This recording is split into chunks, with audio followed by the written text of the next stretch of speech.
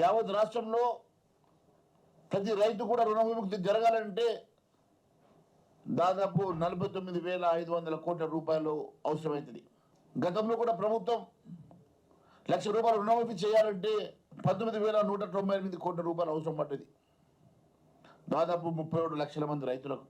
మరి ఈరోజు 60 లక్షల మంది రైతులకు 49,500 కోట్లకు బదులు కేవలం 17,000 కోట్ల రూపాయలతో చేతులు దులుపుకొని ఈరోజు రాష్ట్రమంతా రుణమాఫీ చేశామని చెప్పేసి పండుగలు చేసుకుంటున్నటువంటి రేవంత్ రెడ్డి గారు దీనికి సమాధానం చెప్పాలని చెప్పి అడుగుతా ఉన్నాం.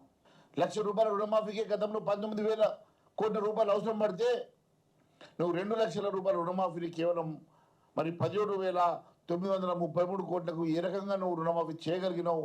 దీని ఫార్ములా ఏందో ఒకసారి ప్రజానీకానికి చెప్పాలని తెలియజేస్తా ఉన్నాను. మీ వ్యవసాయ మంత్రిని పంపిస్తారా, లేకుంటే మీరు ఇంకెవరిని పంపుతారో మీరే వస్తారా? మీరు చెప్పిన గ్రామంకి వెళ్దాం, మీరు చెప్పిన నియోజకవర్గానికి వెళ్దాం, రైతులను పిలుద్దాం. అందరు రైతులకు నిజంగా రుణమాఫీ జరిగిందంటే నేను అప్పటికప్పుడే నేను చెప్తా ఉన్నాను, శాశ్వతంగా రాజీనామా కాదు, శాశ్వతంగా రాజకీయాన్ని తప్పుకోవడానికి సిద్ధంగా ఉన్నాను. దానికి మీరు సిద్ధంగా ఉన్నారని అడుగుతున్నా.